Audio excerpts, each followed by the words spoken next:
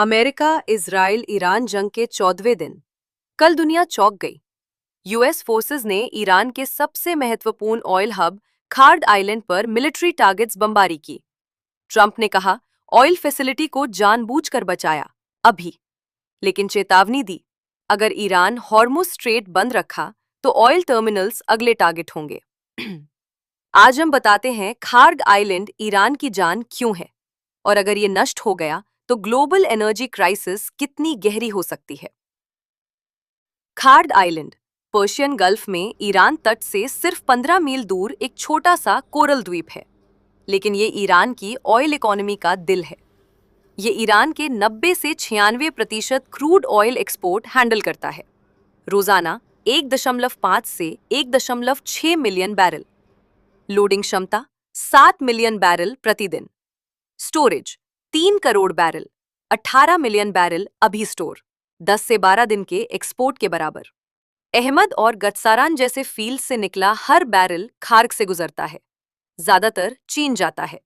खार्क के बिना ईरान की ऑयल कमाई रातों रात खत्म। कल के यूएस स्ट्राइक्स ने मिलिट्री साइट्स तबाह की, लेकिन ऑयल टर्मिनल्स को छुआ नहीं। ईरान ने पहले ही हॉर्मुज स्ट्रेट बंद कर दिया। दुनिया के 20% oil flow block. Oil price 40% ऊपर चढ़ गए। खार्क प्लस हॉर्मुज बराबर ईरान का अल्टीमेट हथियार। ट्रंप इसे लिवरेज बना रहे हैं। ऑयल फैसिलिटी पर हमले की धमकी से ईरान को शिपिंग लेन खोलने के लिए मजबूर करना। अगर यूएस इजराइल ऑयल टर्मिनल और स्टोरेज टैंक्स पूरी तरह नष्ट कर दे, ईरान के एक्सपोर्ट शून्य हो जाएंगे, महीनों या सालों तक। दोबारा बनाने में 12 से 24 महीने लगेंगे। ईरान को अरबों डॉलर महीने का नुकसान। सरकार, मिलिट्री और प्रॉक्सी फंडिंग ठप। ग्लोबल शॉक, 1.5 मिलियन बैरल रोज गायब, हॉर्मुज ब्लॉक के साथ।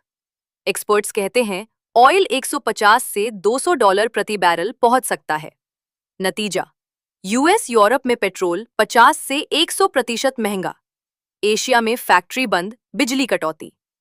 ये जंग पहले ही 2022 के बाद सबसे बड़ा एनर्जी शॉक दे चुकी है। खार्ग नष्ट प्लस हॉर्मुज बंद।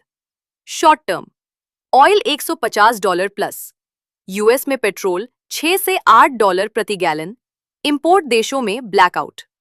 मीडियम टर्म, ग्लोबल रिसेशन, महंगाई, एयरलाइन टिकट महंगे।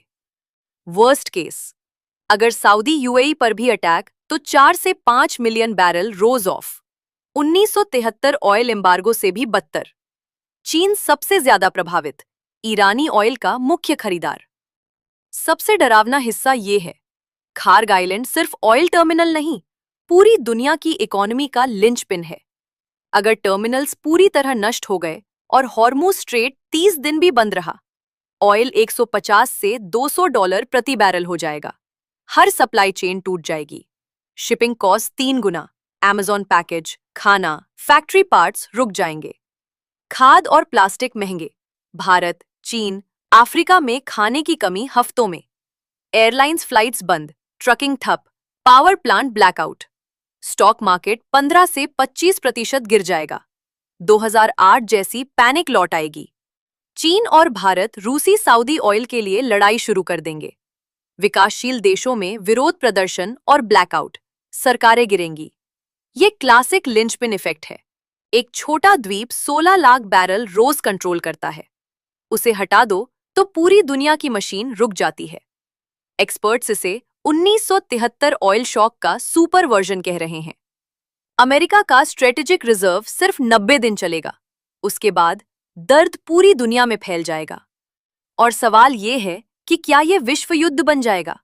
अभी जवाब है नहीं, लेकिन खतरा असली और बढ़ रहा है।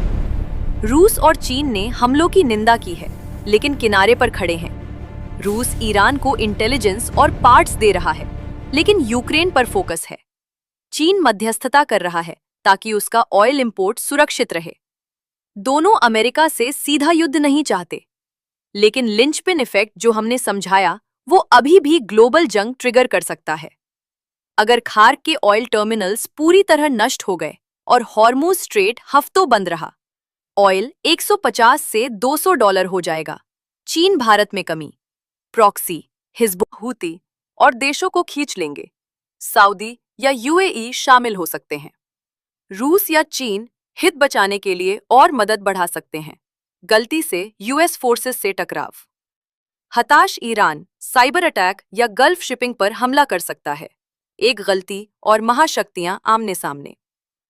एक्सपर्ट्स इसे 1973 ऑयल शॉक का सुपर वर्जन कह रहे हैं। अमेरिका की भारी बढ़त है, लेकिन लंबी अट्रिशन वॉर और आर्थिक तबाही सबको मजबूर कर सकती है। अभी ये रीजनल वॉर है ग्लोबल आर्थिक दर्द के साथ। लेकिन एक गलत कदम, टैंकर डूबना, प्रॉक्सी अटैक या न्यूक्लियर साइट पर हमला और लिंचपिन टूट जाएगा। दुनिया सांस रोक कर देख रही है। आप क्या सोचते हैं? रूस या चीन शामिल होंगे या ये कंटेन रहेगा? कमेंट में बताएं।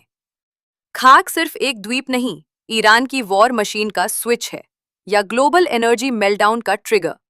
यूएस ये लाइन क्रॉस करेगा या ईरान पहले स्ट्रेट खोलेगा? कमेंट में बताएं। ऑयल प्राइस कितना ऊपर जाएगा?